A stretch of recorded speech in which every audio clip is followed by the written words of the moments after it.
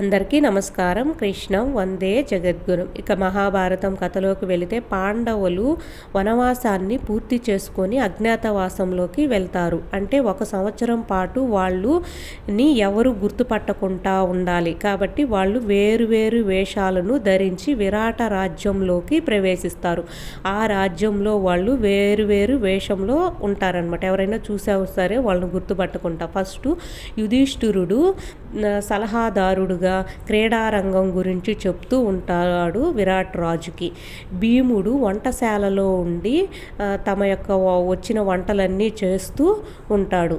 తర్వాత అర్జునుడు నాట్యం చేస్తూ, అదేవిధంగా ఉత్తర అంటే విరాట్ రాజు కుమారుడు కుమార్తెకు నాట్యం నేర్పిస్తూ వాళ్ళకి యుద్ధం గురించి చెప్తూ యుద్ధ సన్నాహాల గురించి సలహాలు సూచనలు ఇస్తూ ఈ విధంగా ఉంటాడు అర్జునుడు. తర్వాత నకులుడు అశ్వాలను మేపుతూ అశ్వాలకు శిక్షణ ఇస్తూ ఉంటాడు.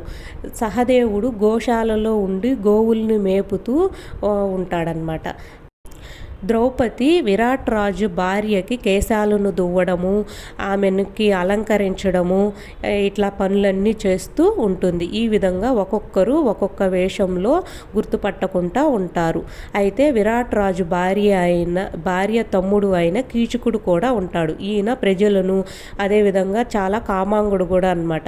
ఈ విధంగా హింసిస్తూ ఉంటాడు. అయితే ద్రౌపది అనుకుంటుంది ఈయన్ని ఎలా అయినా సరే వధించాలి, ఈ విధంగా హింసిస్తున్నాడు అని చెప్పి. అయితే పాండవులకు చెప్తాదనమాట ద్రౌపది. తర్వాత భీముడు చేత వధింపబడతాడు కీచకుడు. ఈ విధంగా కీచకుడిని కూడా అంతమందిస్తారు.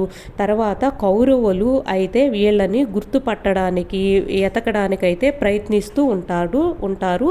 కానీ వాళ్ళ ప్రయత్నాలన్నీ అయితే విఫలమవుతాయి. ఈ విధంగా వనవాసం అజ్ఞాతవాసం పూర్తి చేసుకుంటారు పాండవులు. తర్వాత విరాట్ రాజుకి ఎంతో కృతజ్ఞతలు కూడా తెలుపుతారు. మీ సహాయం మేము ఎప్పటికీ మర్చిపోలేము రాజా అని చెప్పి. అయితే అదేవిధంగా విరాట్ రాజుకు కూడా పాండవులు చాలా సహాయం చేస్తారు. వాళ్ళకి యుద్ధం వస్తే యుద్ధంలో కూడా చాలా సహాయం చేస్తారనమాట.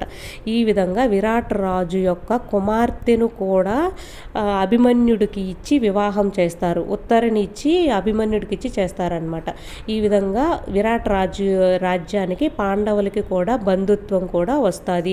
తర్వాత ఈ పాండవులకు యుద్ధంలో కూడా ఎంతో సహాయం చేస్తాడు విరాట్ రాజు. అంతే అన్నమాట ఈరోజు స్టోరీ. తర్వాత భాగంలో మళ్ళీ కలుసుకుందాం. అందరికీ బాయ్.